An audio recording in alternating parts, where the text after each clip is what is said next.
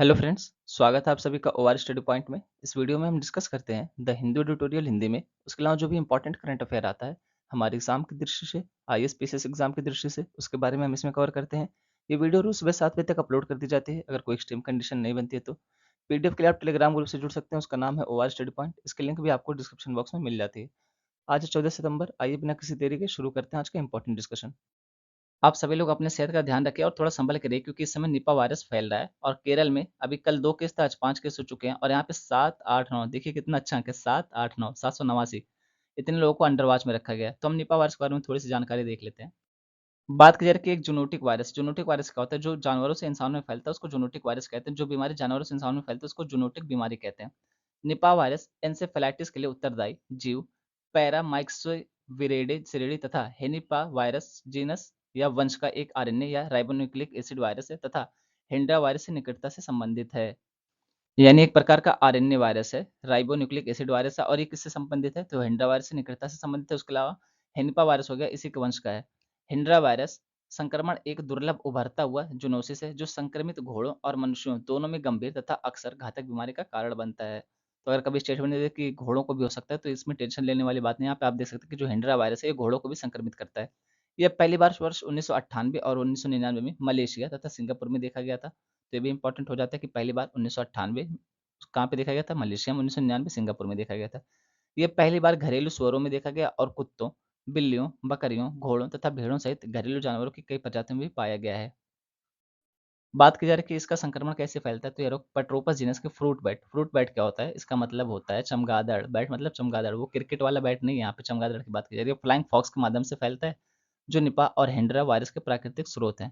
यह वायरस चमगादड़ के मूत्र, संभावित रूप से चमगादड़ के मल, लार व जन्म के समय तरल पदार्थों में मौजूद होता है। यानी चमगादड़ जो है, इसका जो भी तरल पदार्थ होता है इसके शरीर से निकला हुआ, अगर उसके कांटेक्ट में आते हैं तो ये फैलने की संभावना है, ये वायरस होने की संभावना है। लक्षण क्या है इसके? तो मानव संक्रमण में बुखार हो गया, सिर दर्द, ऊनांदीपन, भटकाव, मानसिक भ्रम, कोमा और संभावित मृत्यु आदि एन्सेफेलाइटिस सिंड्रोम सामने आते हैं। रोकथाम कैसे की जा सकती है? तो वर्तमान में मनुष्यों और जानवरों दोनों के लिए कोई टीका नहीं, यानी इसके लिए अभी तक कोई वैक्सीन नहीं बन पाई है। निपा वायरस से संक्रमित मनुष्यों की गहन देखभाल की आवश्यकता होती है। सबसे अच्छा रोकथाम का तरीका यही है, prevention is better than cure.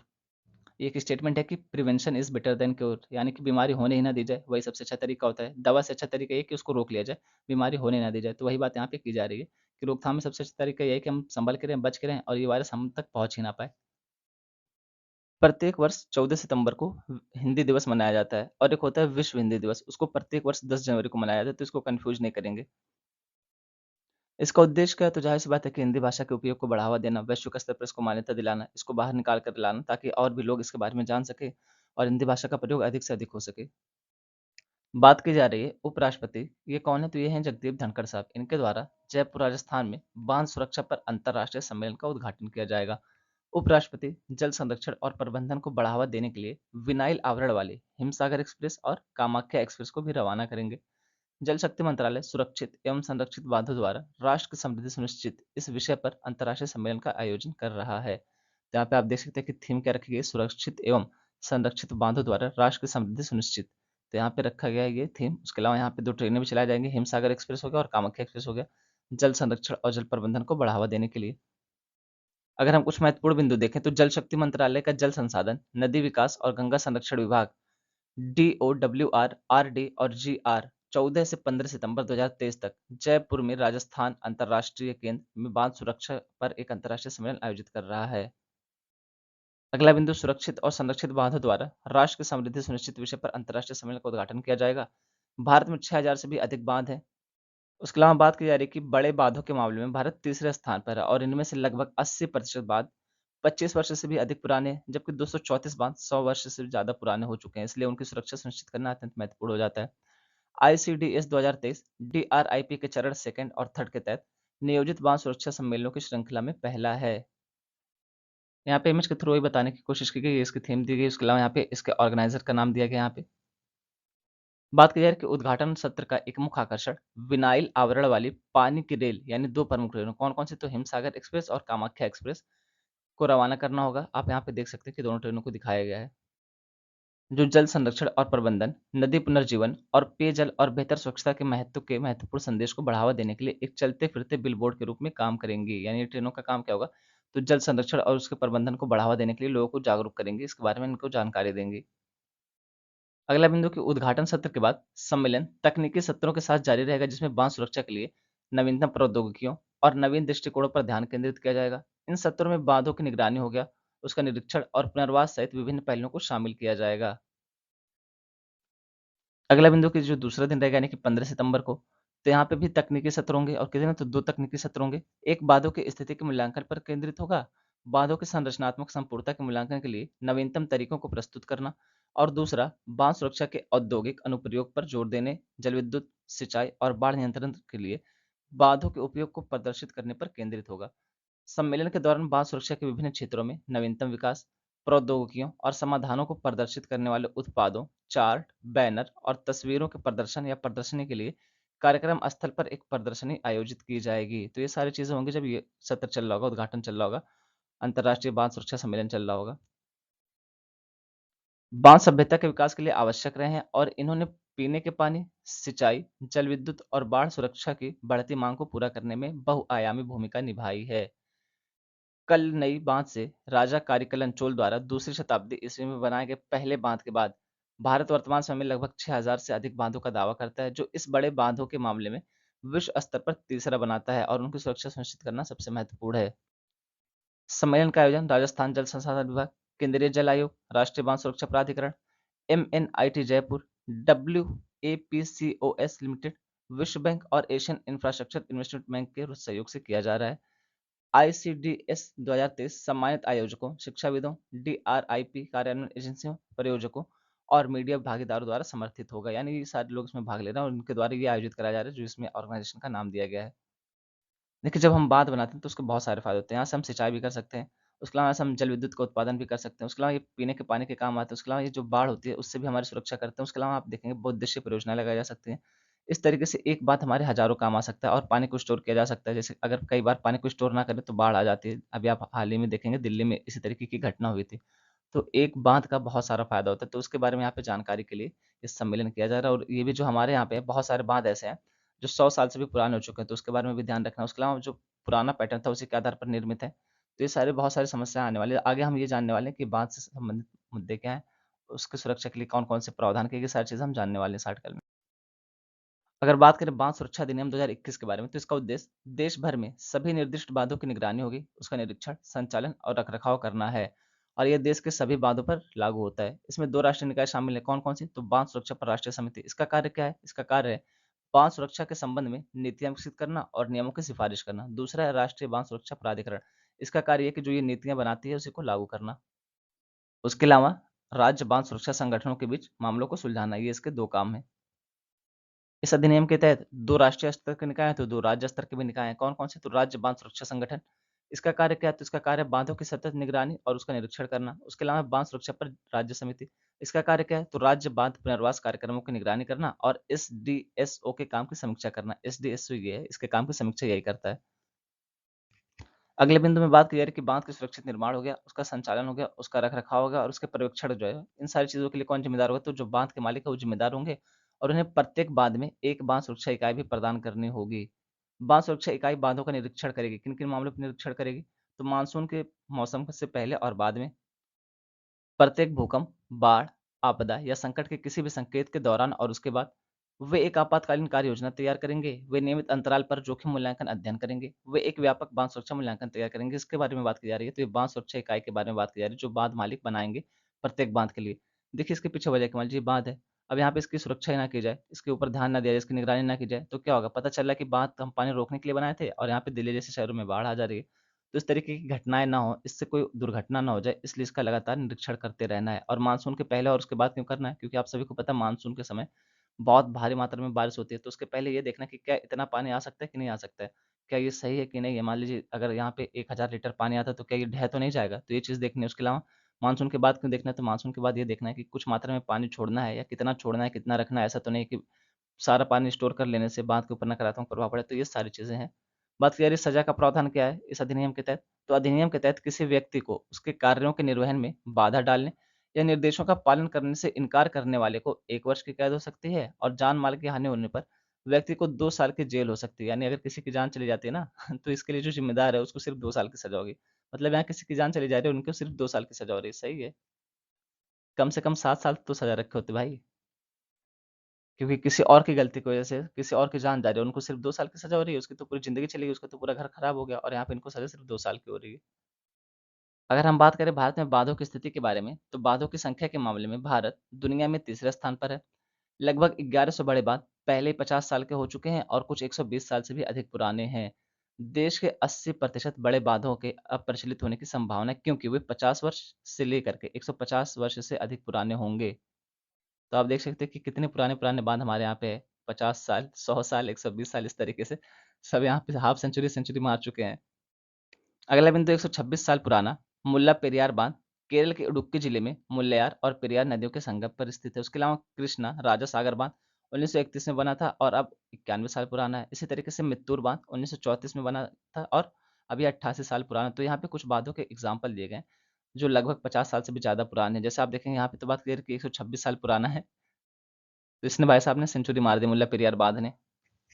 ये जो कृष्णा राजा सागर बांध है ये कर्नाटका में है और इसके अलावा जो ये है मित्तूर बांध ये तमिलनाडु में है। तो इसको आप ध्यान में रखेंगे। जैसे जब कभी आंसर राइटिंग करते हैं, इंटरव्यू होता है, तो यहाँ पे हम ये एग्जाम्पल के तौर पे यूज कर सकते हैं कि कुछ ऐसे बांध हैं जो 100 साल से भी अधिक पुराने हो सकते हैं। तो यहाँ पे आप मुल्ला पेरियार बांध का नाम ले सकते हैं। कुछ ऐसे बांध हैं जो 50 साल से भी अधिक पुराने हैं, तो यहाँ पे हम कृष्णा राजा सागर बांध और मित्तूर बांध का भी एग्जाम्पल दे सकते हैं। यहाँ पे बात की जा रही है कि भारत में बड़े बाँधों की संख्या कितनी है, तो 5264 ऐसे हैं जो काम कर रहे हैं, उसके अलावा 437 ऐसे हैं जो बन रहे हैं। राजस्थान में 211, गुजरात में 632, महाराष्ट्र में 2354, कर्नाटक में 231 बार, तमिलनाडु में 116, इसी तरीके से आंध्र प्रदेश 167, तेलंगाना 184, छत्तीसगढ़ में 258, इस हिसाब से मध्य प्रदेश में देखेंगे 906 और यूपी में 130। तो आप जिस राज्य से हैं, जिस स्टेट से हैं, वहाँ पे आप देख लेंगे कि कितना है। और बाँधों की वजह से जो आपदा होती है, बाँधों की वजह से जो खराब कंडीशन बनी थी, उसमें किसका कितना योगदान था? तो मध्य प्रदेश में 10 घटनाएँ ऐसी हो चुकी हैं, जो बाँधों की वजह से हुई हैं। उसके बाद राजस्थान में 11, इसी तरीके से आप देखेंगे, गुजरात में 5, महाराष्ट्र में 4, आंध्र प्रदेश में 2 और उत्तर प्रदेश हो गया, उत्तराखंड हो गया, तमिलनाडु हो गया और उड़ीसा, यहाँ पे 1-1 घटनाएँ बाँध की वजह से हुई हैं, दुर्घटनाएँ। टोटल कितने हुए? तो टोटल 36 दुर्घटनाएँ हो चुकी हैं बाँधों की वजह से। बड़े बाँध किसको कहते हैं? बड़े बाँधों की श्रेणी में किसको रखा जाता है? तो वो बात यहाँ पे बताई जा रही है कि a large dam is classified as one with a maximum height of more than 15 metres from its deepest foundation to the crest, यानी इसकी जहाँ पे नींव है ना, वहाँ से लेकर के जो इसकी ऊँचाई है मैक्सिमम ये 15 मीटर होगी। तो इसको यहाँ पे ये माना जाएगा कि ये बड़े बाँध हैं। और कुछ ऐसे बाँध होते हैं जो यहाँ पे इनके फाउंडेशन है, यहाँ से लेकर के ये 10 से 15 मीटर के बीच होते हैं, लेकिन इसके लिए कुछ और भी स्थितियाँ ज़िम्मेदार होती हैं, तब इनको बड़े बाँधों की श्रेणी में रखा जाता है। यानी बड़े बाँध से क्या मतलब है कि जो उनकी नींव है, मान लीजिए नींव है, यहाँ से लेकर के इनकी मैक्सिमम ऊँचाई कितना, तो कम से कम 15 मीटर होनी चाहिए, इससे अधिक हो तब इसको बड़े बाँध माना जाएगा। अगर हम वैश्विक स्तर पर देखें बड़े बाँधों की संख्या में, तो इसमें चाइना पहले स्थान पर है, टोटल 23,842 डैम है इसके यहाँ पे। उसके बाद आता है स्थान यूएसए का, यहाँ पे 9,261, फिर इंडिया में 5,254, इसी तरीके से जापान में 3,112, इसी तरीके से ब्राज़ील में 1,411। तो यहाँ पे वैश्विक स्तर पर कुछ देशों के नाम दिए गए हैं, जहाँ पे बाँधों की संख्या के बारे में बताया गया है। बाकी ये दोनों चीज़ें हम लोग पहले ही देख चुके हैं कि भारत में लार्ज डैम यानी कि बड़े बाँध कितने हैं, ये चीज़ हमने पहले ही देख रखी है और यहाँ पे डैम की वजह से कितनी समस्याएँ हुई हैं, कितनी दुर्घटनाएँ हुई, उसके बारे में बताया रहा है कि टोटल 36 है, तो ये चीज़ हम लोगों ने पहले ही देखी है। इस इमेज में ये बताने की कोशिश की गई है कि जो बाँध है उसके कुप्रबंधन के नाते कहाँ-कहाँ पे बाढ़ आ चुकी है। तो पहला टिहरी उत्तराखंड 2010 और 13 में आ चुकी है, उसके अलावा उकाई गुजरात में 2019 में, बाणसागर मध्य प्रदेश 2016। इसी तरीके से अगर आपके स्टेट में कोई घटना हो चुकी है तो उसके बारे में देख लेंगे। अब हम देखते हैं भारत में जो पुराने बाँध उससे संबंधित मुद्दे क्या हैं, तो इसमें पहला पॉइंट है वर्षा पैटर्न के अनुसार निर्मित। बहुत पुराना और पिछले दशकों के वर्षा पैटर्न के अनुसार बनाया गया था और आप देखेंगे वर्तमान समय में जलवायु परिवर्तन हो रहा है, तो इस वजह से वर्षा का जो पैटर्न है उसमें परिवर्तन आ रहा है, तो उसके हिसाब से हमें इसको नवीनतम स्थिति में लाना पड़ेगा बाँधों को। उसके अलावा बात करें कि घटती भंडारण क्षमता, जैसे आप देखेंगे मान लीजिए बाँध था, अब यहाँ पे 100 साल से पुराना है, यहाँ मिट्टी जमा हो रही है, गाद जमा हो रहा है, कंकड़ पत्थर जमा, तो इसकी क्षमता घटेगी, वही बात यहाँ पे की जा रही है। उसके अलावा त्रुटिपूर्ण डिज़ाइन, अध्ययनों से पता चलता है कि भारत के कई जलाशयों का डिज़ाइन त्रुटिपूर्ण है। भारतीय जलाशयों को अवसाधन विज्ञान की खराब समझ के साथ डिजाइन किया गया है। डिजाइन गाद की दर को कम आंकते हैं और निर्मित लाइव भंडारण क्षमता को अधिक आंकते हैं।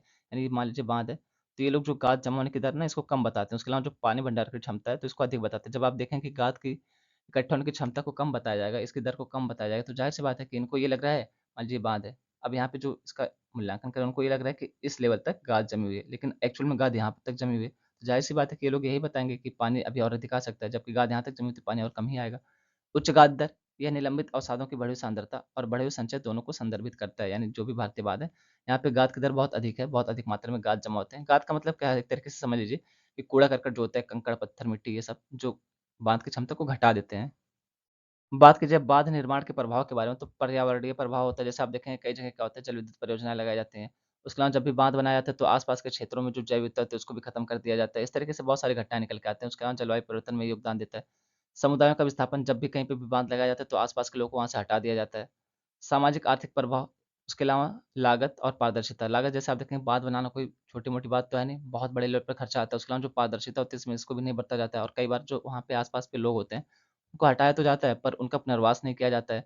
मतलब उनको हटा दिया, अब वो आप चाहे जहाँ जाओ, वो आपका मुद्दा है। यहाँ पे गवर्नमेंट आपके लिए कुछ नहीं करने वाली। इसीलिए आप देखेंगे कई बार, कई मूवीज़ में भी दिखाया गया कि जो माओवादी होते हैं, यानी कि जो यहाँ पे ऐसी घटनाएँ करते हैं, जो सरकार के खिलाफ काम करते हैं, हिंसा का सहारा लेते हैं, उनको पीछे कोई न कोई बैकग्राउंड में ऐसी चीज़ चल रही होती है, कि कभी सरकार ने उनके साथ नाइंसाफ़ी कर दी, कभी बाँध बन रहा था तो उनको हटा दिया, कभी घूस लेकर के इस तरीके से कोई न कोई घटना बन गई, ताकि ये लोग मजबूर हो जाएँ हथियार उठाने को। तो वही बात यहाँ पे की जा रही है कि उनका पुनर्वास नहीं किया जाता, विस्थापन तो कर देते हैं आप, हटा तो देते हैं बाँध बनाने के लिए, बोल देते हैं कि बाँध बन रहा है सबका फ़ायदा होगा, लेकिन जब इनको हटा दिए तब इनको ले जाके कहीं रखिए भी ना, इनके लिए व्यवस्था भी तो करिए, तो यहाँ पे इनकी व्यवस्था नहीं की जाती, उसके अलावा पर्यावरणीय प्रभाव तो है ही।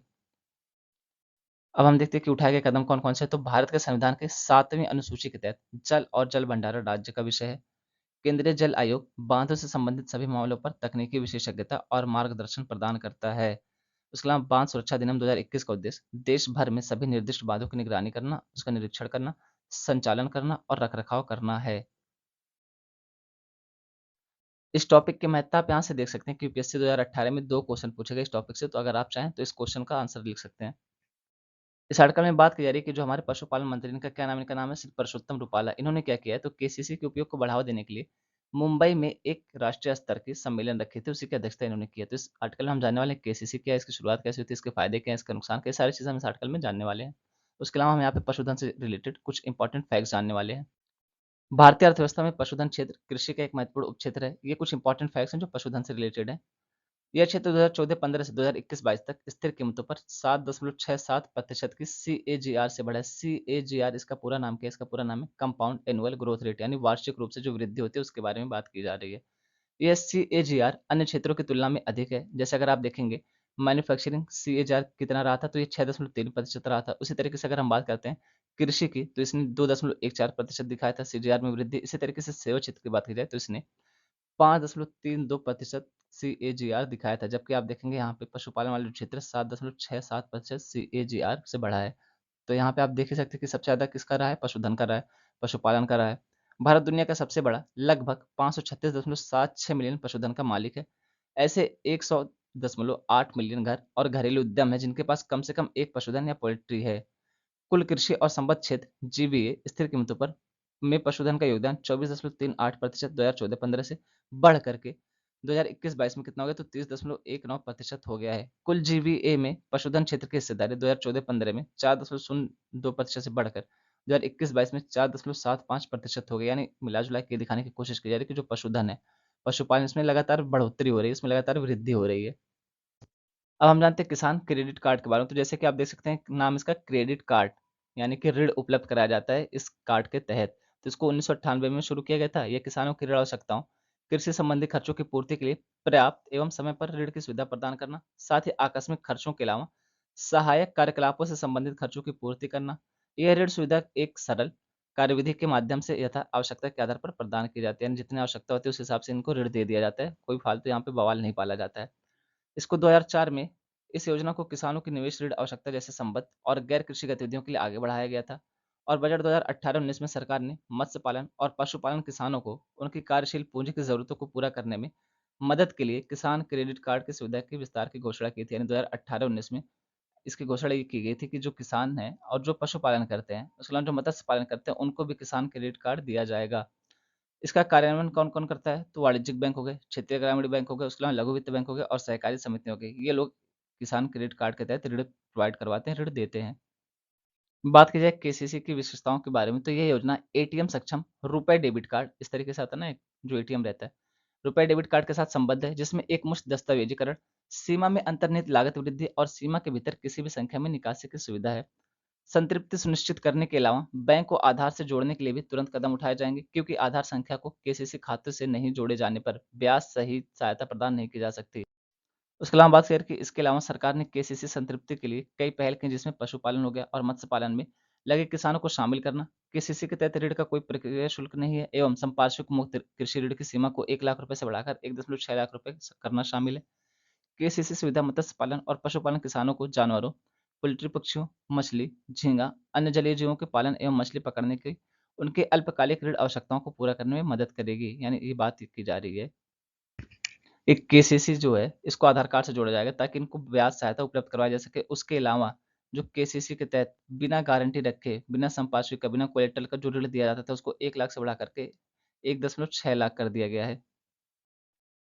केसीसी को लाने के पीछे का उद्देश्य क्या था? तो फसलों की खेती के लिए अल्पकालिक ऋण आवश्यकताओं को पूरा करना, फसल के बाद का खर्च, विपणन ऋण का उत्पादन करना, किसान परिवारों की खपत आवश्यकताएं, कृषि संपत्ति और कृषि से संबंधित गतिविधियों के रखरखाव के लिए कार्यशील पूंजी, कृषि और संबंध गतिविधियों के लिए निवेश ऋण की आवश्यकता। तो इसके पीछे का उद्देश्य ये था। वित्तीय प्रावधान केस में तो किसानों को 7% प्रति वर्ष की उचित लागत पर कृषि ऋण की उपलब्धता सुनिश्चित करने के लिए भारत सरकार ने 3 लाख रुपए तक के अल्पकालिक फसल ऋण के लिए 2% की ब्याज सहायता योजना लागू की है। इसके अतिरिक्त भारत सरकार किसानों को 2% की ब्याज सहायता और 3% का त्वरित पुनर्भुगतान प्रोत्साहन प्रदान करती है। देखिए यहाँ पे बात करके कि 7% वार्षिक ब्याज की दर से आपको ऋण दिया जाएगा। उसके अलावा अगर आप टाइम से पहले भुगतान कर देते हैं तो 3% ब्याज की छूट कर दी जाएगी। उसके अलावा यहाँ पे 2% सरकार और सहायता कराती है ताकि क्या कर सके, आप आसानी से ऋण ले सकें और यहाँ पे अपने जरूरतों को पूरा कर सके, कृषि क्षेत्र को बढ़ावा दे सके। केसीसी की उपलब्धियां क्या हैं? तो जून 2020 तक राष्ट्रव्यापी मत्स्य पालन हेतु केसीसी के लिए लगभग 25 लाख आवेदन स्वीकृत किए गए हैं। आत्मनिर्भर भारत पैकेज के हिस्से के रूप में सरकार ने एक विशेष सेचुरेशन कैंपेन के माध्यम से 2 लाख करोड़ रुपए के ऋण संवर्धन के साथ किसान क्रेडिट कार्ड योजना के तहत 2.5 करोड़ किसानों को कवर करने की घोषणा की है। समन्वित प्रयासों के परिणाम स्वरूप 1.35 लाख करोड़ रुपए की स्वीकृत ऋण सीमा के साथ केसीसी के तहत 1.5 करोड़ से अधिक किसानों को कवर करने का एक प्रमुख लक्ष्य हासिल कर लिया गया है। केसीसी का दुरुपयोग क्या है? तो क्रेडिट अक्सर आर्थिक रूप से संपन्न लोगों को प्रदान किया जा रहा है। उसके अलावा इस धन का उपयोग गैर कृषि कार्यों हेतु किया जाता है, जैसे कि रियल एस्टेट में निवेश करना हो गया, वाहनों की खरीद पर हो गया, विदेशों में बच्चों की उच्च शिक्षा पर हो गया। यानी जिस काम के लिए लिया जाता है उस काम की जगह पे किसी और काम में यूज करने लग रहे हैं इसका। उच्च ऋण प्राप्त करने के लिए भूमि की मात्रा को बढ़ाया जाता है। उसके अलावा केसीसी रूट का उपयोग धन शोधन के लिए भी किया जाता है। धन शोधन के मनी लॉन्ड्रिंग यानी ब्लैक मनी को व्हाइट मनी बनाना ही मनी लॉन्ड्रिंग कहलाता है। यानी यहाँ पे ये बताया जा रहा है कि जो केसीसी है इसका भी दुरुपयोग किया जा रहा है। कृषि क्षेत्र को छोड़ कर के किसी अन्य क्षेत्र में प्रयोग कर रहे हैं। उसके अलावा वाहन खरीदने में इसका यूज कर रहे हैं। उसके अलावा बच्चों को पढ़ाने में कर रहे हैं। तो ये सारी चीज़ें दिक्कतें हैं, क्योंकि यहाँ पे आपको दिया जा रहा है कि कृषि क्षेत्र को बढ़ाइए, पशुपालन को बढ़ाइए, ना कि किसी और चीज़ में इन्वेस्ट करने के लिए ऋण दिया जा रहा है।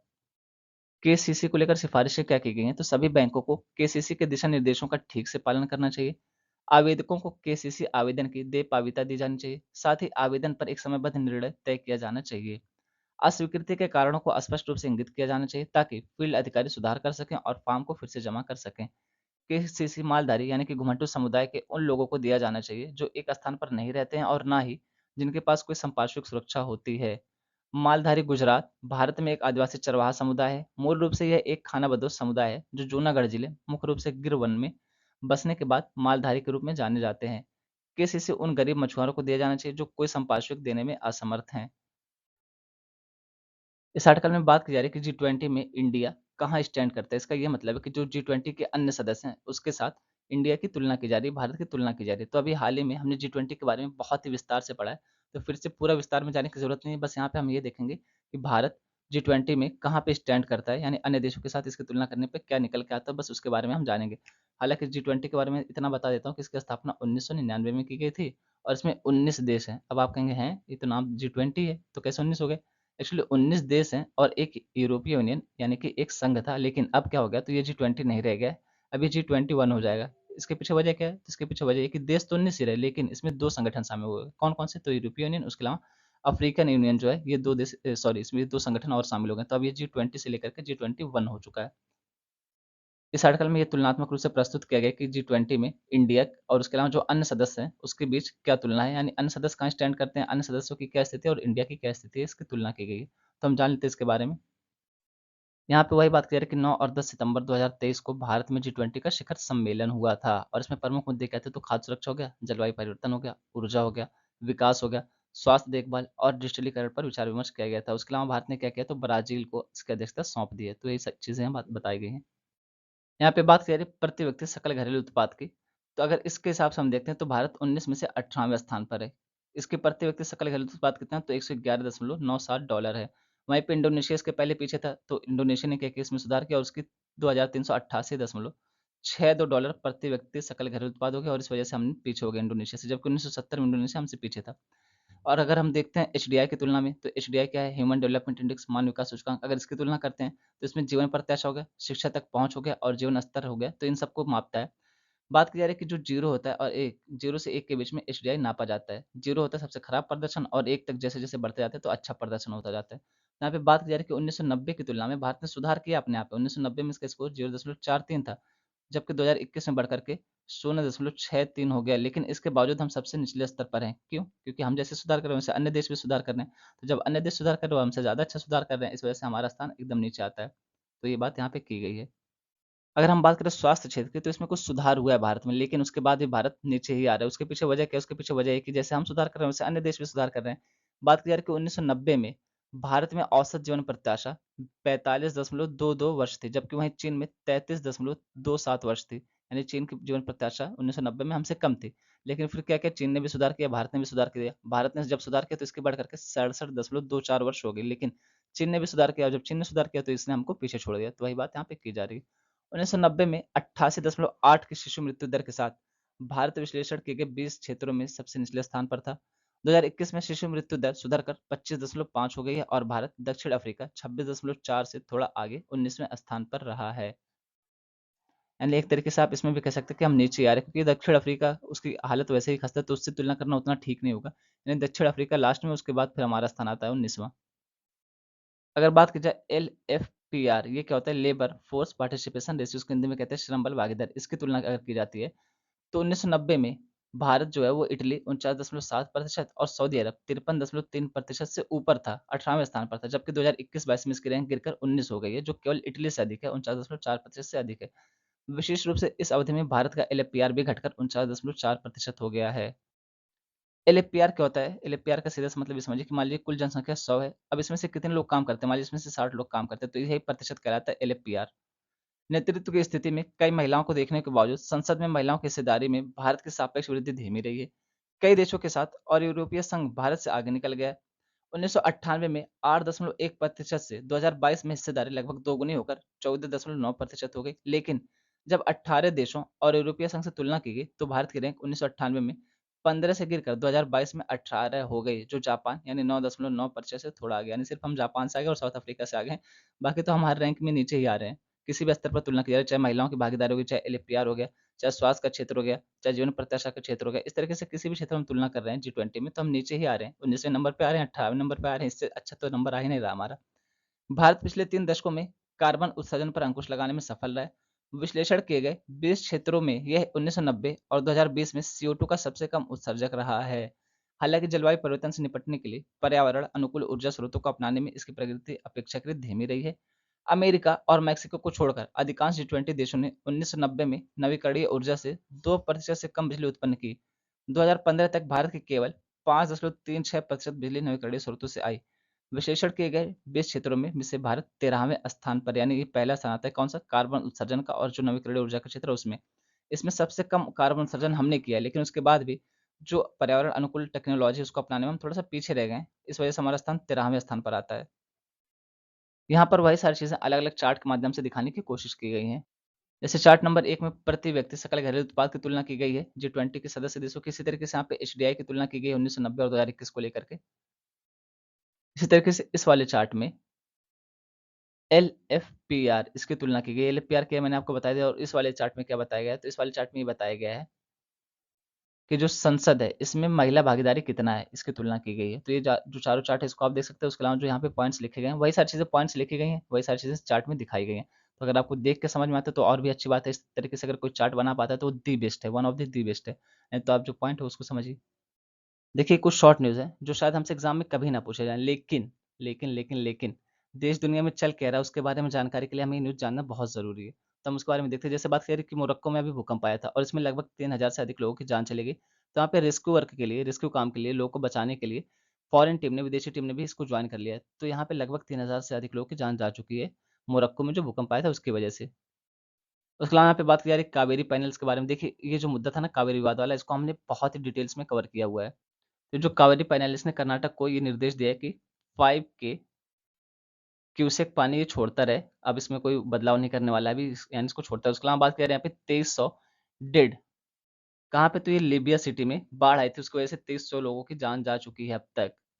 ये जो कावेरी विवाद है ना, इसमें केरल हो गया, कर्नाटक हो गया, तमिलनाडु हो गया और यहाँ पे पुडुचेरी, इन चारों के बीच विवाद चल रहा है। और प्रमुख रूप से आप देखें तो तमिलनाडु और यहाँ पे कर्नाटक के बीच विवाद चलता है। उसके अलावा यहाँ पे बात करें कि जो साउथ कोरिया है, ये क्वाड ज्वाइन करने के लिए बेताब है। क्वाड में कौन कौन है? तो इसमें 4 देश हैं। पहला हो गया भारत, दूसरा हो गया यूएसए, तीसरा हो गया जापान, चौथा हो गया ऑस्ट्रेलिया। 4 देश हैं इसमें। तो अब साउथ कोरिया भी इसको ज्वाइन करने की बात कर रहे हैं। उसके अलावा बात करें इस वाले में कि आईसीसीआर, इसका पूरा नाम है Indian council for cultural relation, इसको हिंदी में कहते हैं भारतीय सांस्कृतिक संबंध परिषद।